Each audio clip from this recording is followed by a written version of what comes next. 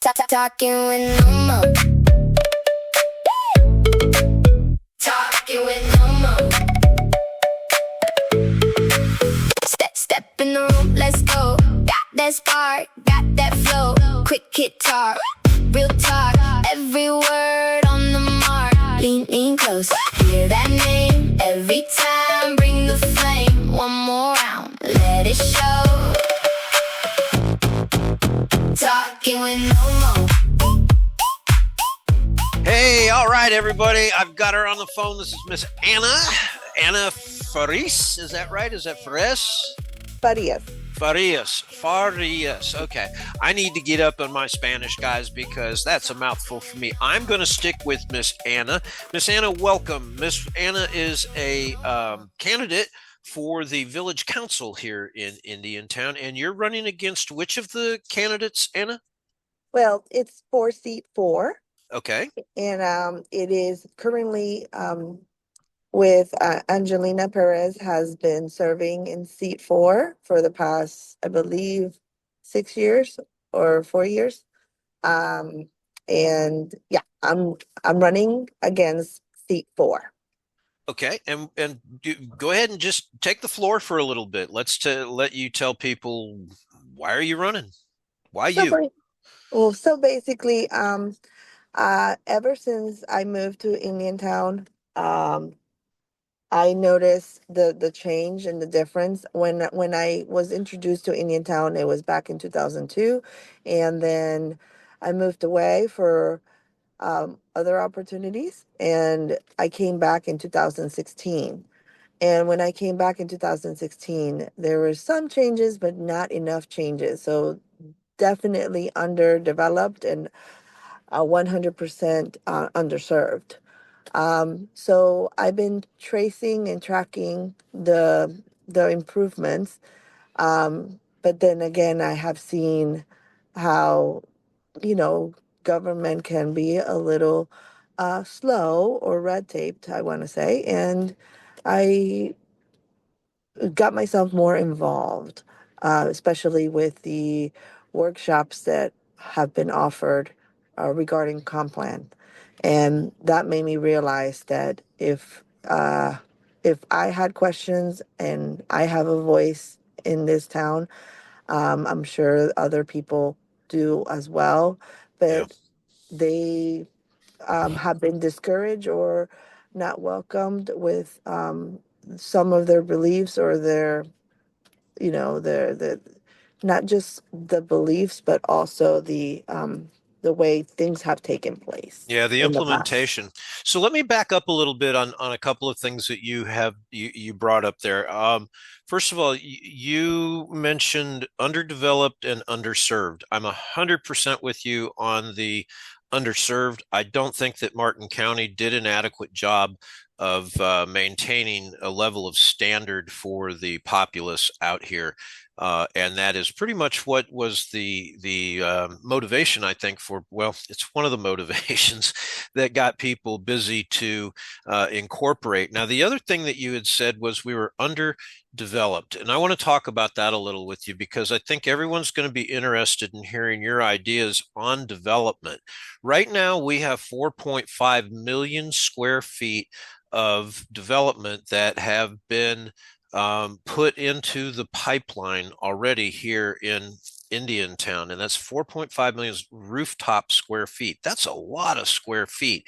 We've doubled the size of the village. 62% is now industrial. We are dropping homes into Terra Lago like they were raindrops from a rainbow. And these things are going to start to show up more and more and more and more. So when you say underdeveloped, where is that level of development that is enough development in your eye, and how do we go about looking to slow this thing down? So basically, when I say underdeveloped, I'm speaking more on history. Okay, we could go back to 2002 and how many rooftops were available for um, Indiantown residents that have been there since then, or even before so. Um, and then, historically, Martin County. um, has very rigid, I guess, uh, permitting processes, and Hmm. I actually personally built my own home in 2016, and I was able to experience the difference from pulling a permit back in 2016 before it was incorporated to now. So, yes, I do agree with you that it has rapidly just raindropped a bunch of rooftops, but it needs to be responsibly. I mean, we need to know whether we are set up to actually tackle this train that is not going to stop. Well, I agree Um, with you. I agree with you on that, and that's what still trying to get my head around is the fact that we have had to put I say the village had to put an actual cease order, a moratorium that the attorney keeps saying they can't create, but they had to put a stop order on new development going through and allowing it to begin. But instead, because they don't have the water capacity to deal with that. So what they did was they said, look, when the water capacity comes in, you're already approved. Good luck, go get them. So we have all of these pre-approved projects that I'm not sure people actually understand just how many homes are coming into the system right now. And I think it's important that they know that a candidate that they vote for is somebody that's going to, like you said, look at this responsibly, not just yes vote everything that comes through.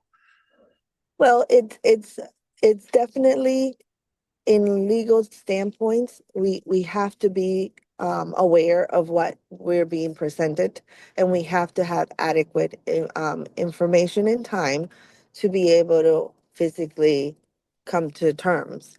And it's I can't do it all by myself, nor can all the five that are currently sitting in that seat. It takes a lot of meeting up with different commissioners, and it puts that seat in exposure to actually sit with other people from other counties per se, not necessarily stay in-house, and learn from what the growth that has happened in other places. We compare Okeechobee, we compare Port St. Lucie. You know, some people might say Port St. Lucie grew too fast, and some others may say, well, we had a house shortage nationwide. This is not something that is just Indiantown and is only the problem Indiantown.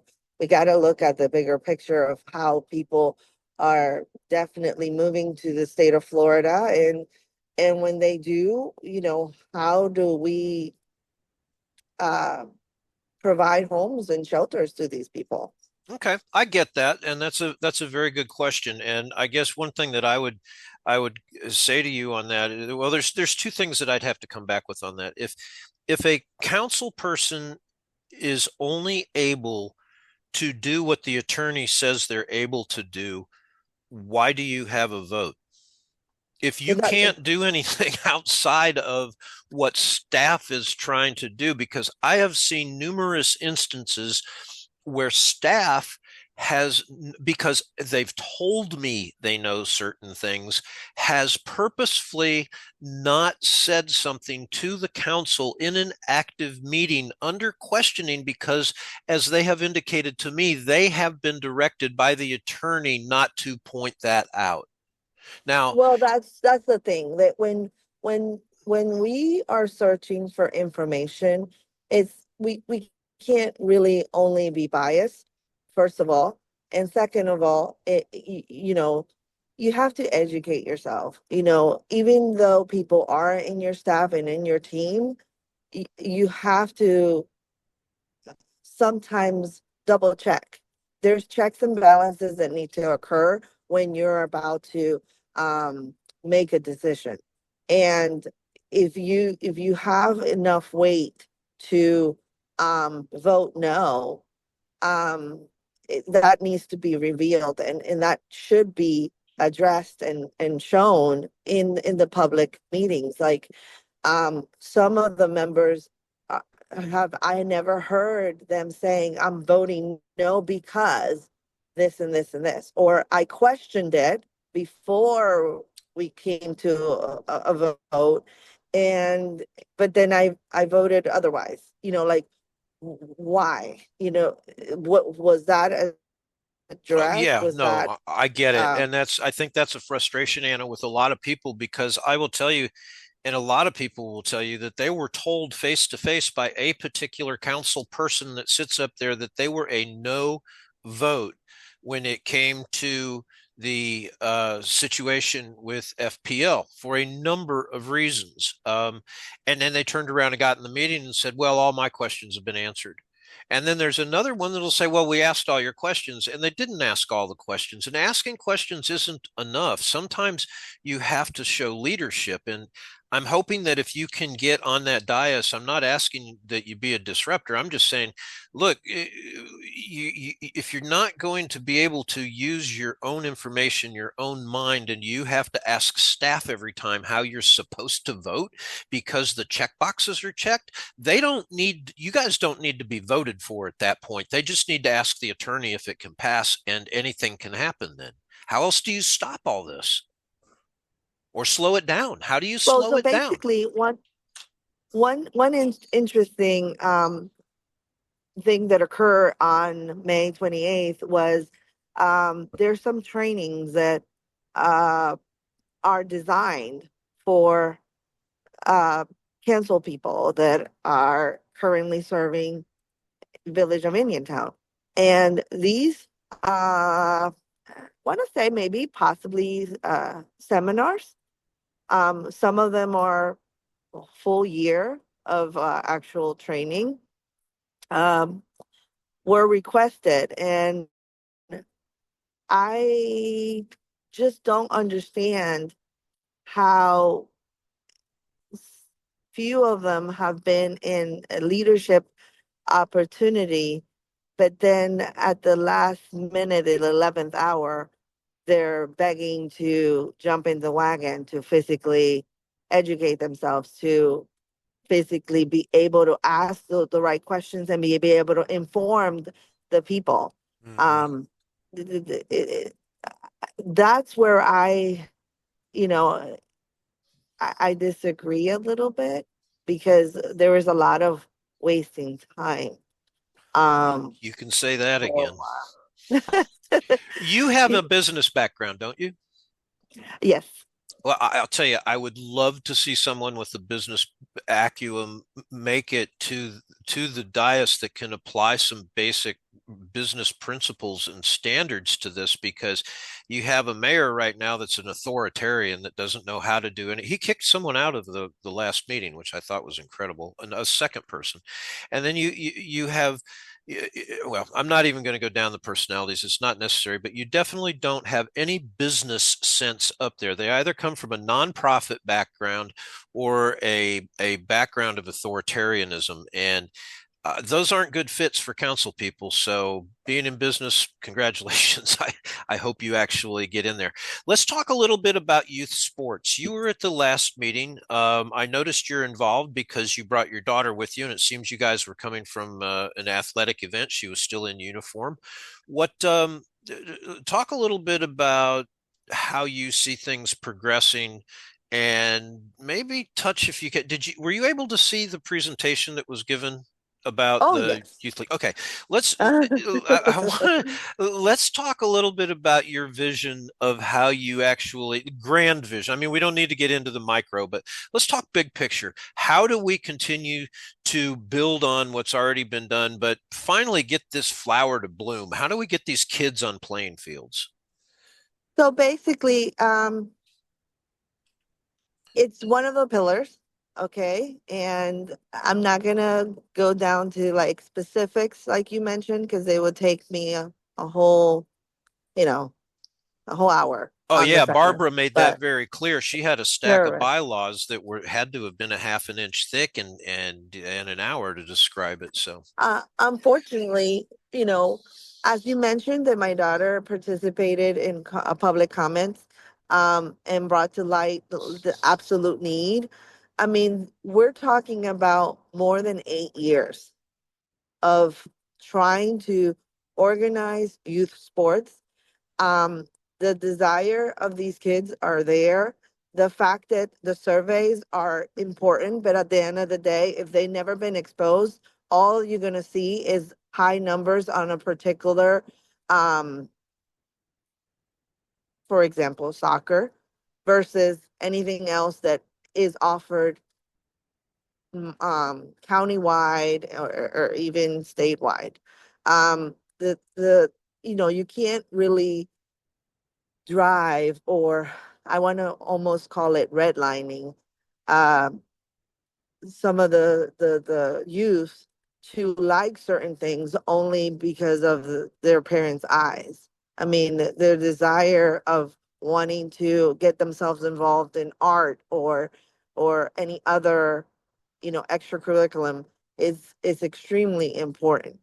Um, and it pushed me to, couple of times, going to the podium and express the frustration on how kids need to travel outside of town when some of the parks are in the dark because nobody steps up to rent them and actually run a league. Yeah. It, Yeah. doesn't start with volunteer work. It starts with, leaders that are wanting to do something for the community and continue doing something for the community, um, regardless of their position in the village council, or in in the village itself. I mean, some people are called, "Oh, you're too new. You don't know how things run in town." But what is there to run? The actual That's a good need and question. voice is not there. Yeah, So yeah, yeah. Yeah, no, I'm with you. I think that if the Parks and Rec department, this is kind of the way I was looking at it. I think we're on the same sheet here. If the Parks and Rec department, which is a functionable piece of the government, which is there to serve the people, they are the servant hand of the people. If they were to maintain the playing fields and ensure that the lights were on and you could coordinate with a league leader to be able to open and close concessions and do what you needed to do, that's kind of where I see the village coming into play. I see them stepping out of the picture at that point after they've ensured, okay, you've got your liability insurance and you're a legitimate group of people. You're not just some hooligans coming in. But I don't see the need for a primary, an exclusive contract with one organization to handle all of the sports. That to me seems a little wrong, especially from the last presentation that I saw. I'm going to get into this offline. I don't want to bring you into it because it's my philosophical issue with it. But um, how do you, if you were to come onto that board tomorrow, would you vote to allow an exclusive group to be the premier provider or whatever primary provider of services? absolutely no. Okay. My like I mentioned, and it was publicly said, my daughter participated in a private club that actually escalated her skills and polished it to the point where she could now try out for a D2 school. Not something that it was going to come out of a rec league. So there are definitely professional players that have invested their own money to physically facilitate for these players to advance. Wow. So when you actually take a look at how sports work, and what they bring to the community, is not just stopping on having something to do on Sunday, or draining volunteer work from parents because they have 6 or 7 children. it makes it very difficult for them, and it's not fair to even say the parents don't show up or don't care. It's not, that's not the case. That's not, never been the case in Indiantown. It's just how it was presented and how some people were definitely turned away because they were giving leadership opportunities that unfortunately they're not fit for. You Mm. know, to run a league, it takes more than good character and unique credentials. You you're looking at athletes. You're not looking at, you know, little Jimmy that wants to play because dad told him to. You're It's different when different age groups require different things, and that is That's the why key. That's you, the key. you have rec leagues. Yes, those are important. That's where the beginning stages occur. And I am speaking not just as a mom, but as an athlete that was given the opportunity to, you know, advance from a rec league to, you know, and then I come Hmm. to Florida where I was exposed to these private clubs that were extremely expensive, and no matter how talented you were, you you weren't going to be in that Yeah. arena. And so it's very unfair that it works that way, but unfortunately, we can't change the world, but we don't need to reinvent the wheel either, Well, because yeah. there's there's um there's other municipalities nearby that are actually providing these services to families, and I was one of them. I mean, I came from Indian Town Warriors, like my daughter said, and you know, she's very grateful, but she was able to see the difference on the different opportunities, rec league wide, and now almost professional, and everything could happen as long as we have open doors for other alternatives to come and offer it. Yeah. Oh, Whether that's they are awesome. pro or you know, pro um, for profit or nonprofit, at the end of the day, it doesn't matter as long as the services are there. Yeah, and You it know, shouldn't, I don't think, have to be an exclusive opportunity for one group over another, one with priority. The thing that I take away from youth sports, and I'm sure you'll appreciate having been an athlete yourself and raising one, is the fact that life's lessons are learned at a young age when you play in a competitive sport. And when you take that competitiveness away, and you don't have to compete for a starting spot, and you don't have to compete within a league to win or lose, and everybody gets a trophy.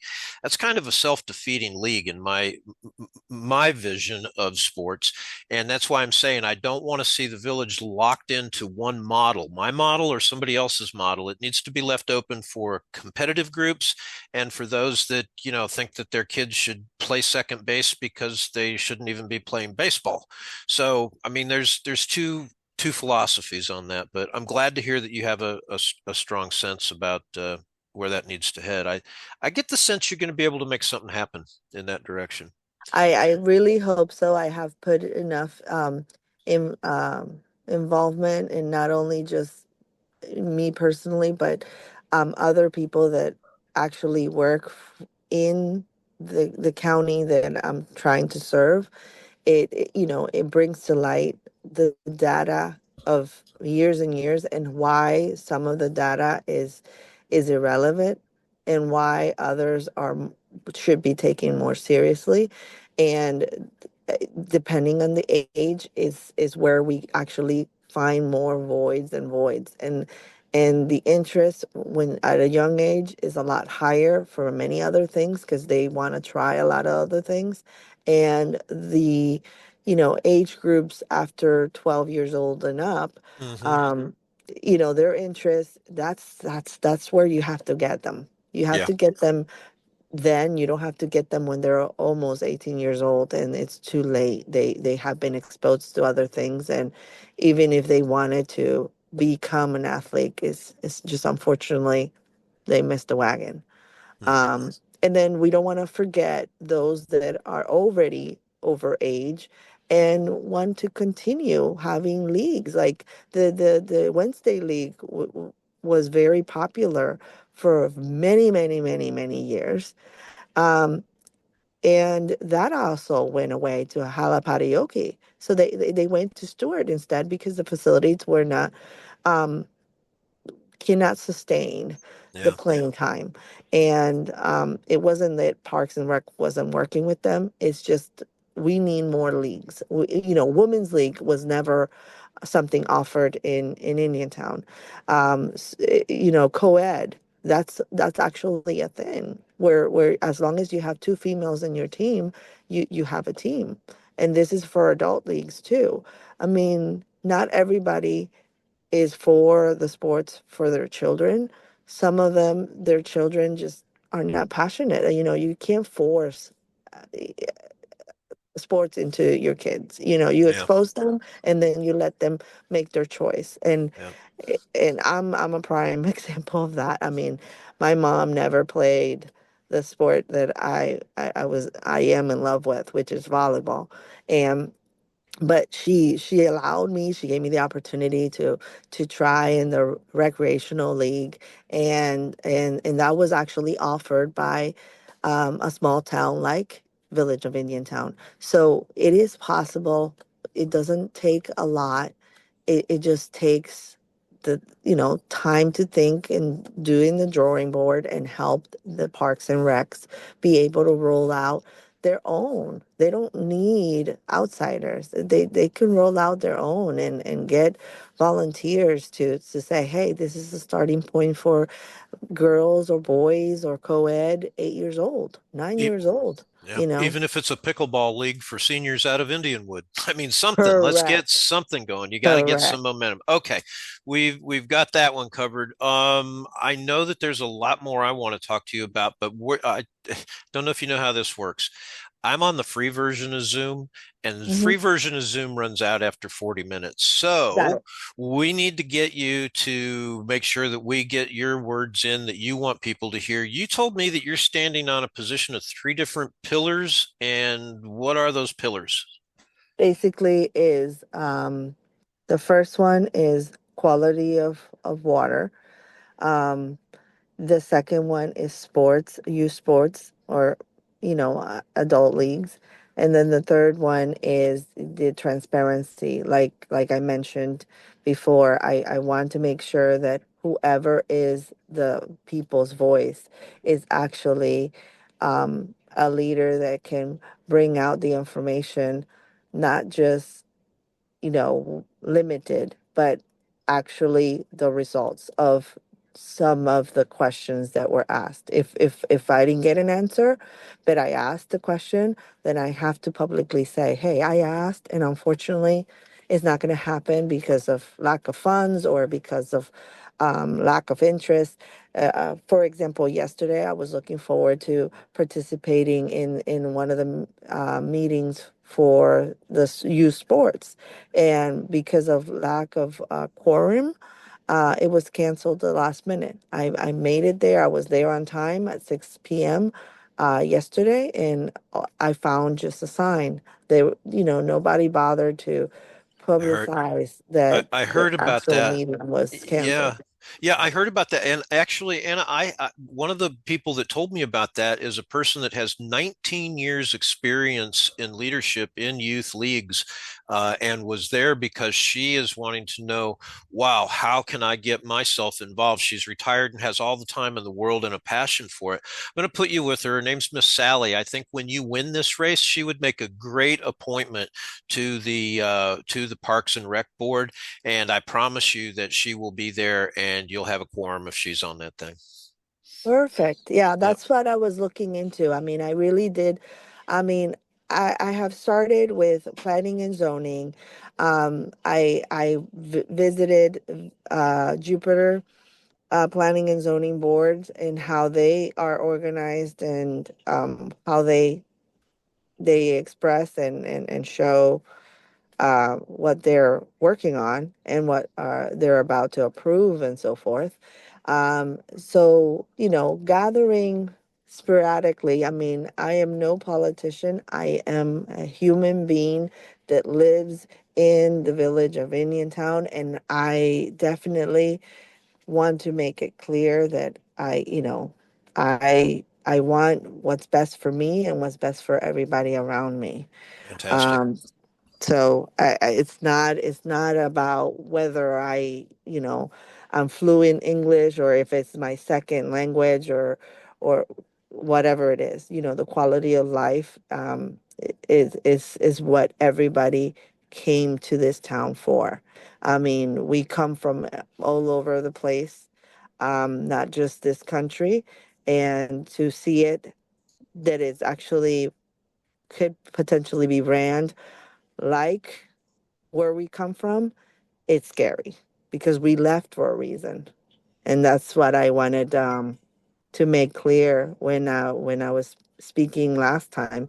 It's not about what I think, is about what really is rolling out and who's benefiting from it. If it's not the people, then we don't have a good policy to follow.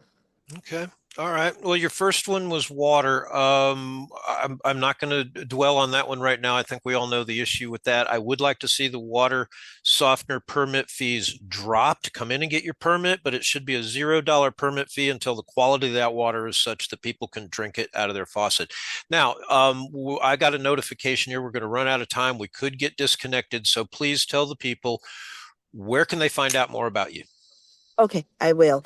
It's gonna be in a campaign website where you're gonna have the opportunity to ask me questions, and if I have the answer, if I don't, I will definitely uh, quote and provide the source where the actual information came from, whether it was an email, whether it was a book, whether it was a policy, something. I mean, the answers need to be verifiable. Okay. And where is that website? Do you have that up and running? Not yet. Okay. I will. As soon I as you will. do, get back with us, let us know, and we'll be sure to let the people know. Do you want to give out a phone number or anyway, an email address that people can reach you if they want to talk to you directly? My number 772-678-5669. There you go. You can't ask for more than that, folks. All right. Any last things you want to say before we run out of time? No, I just looking forward to being able to speak to you and many other people that might have questions about um, what I stand for and what I would like You're for it to happen. That's awesome, Anna. Thank you for taking the time. I appreciate it. I was kind of, not that I'm anything big or anything, but people kept saying, hey, go get Anna, go get Karen, go get Carmine. They actually listened to this post, and our statistics show that too. So I'm hoping we can get your word out there. And again, get me that website as soon as you have it. We'll post it all over the place for people to look at. Good luck to you. Thank you. Will you come Good luck. back and let us know how things are going down the road? Absolutely. Even if I don't want to sound like I am going to be in the seat, but I am gonna I'm gonna run for what I need to run for. Well, I don't think that anybody would run not to win. So I wish you luck, and I hope that you can continue to move things forward. I think you'll be a good replacement for what has begun in that seat, and I think you'll be able to pick the ball up and actually run with it now. So, good luck to you, Anna. Thanks again for being here. Perfect. Thank you. Bye bye. Talking with nomo. Talking with nomo. Step in the room, let's go. Got that spark, got that flow. Quick hit talk, real talk. Every word on the mark. Lean close, hear that name every time.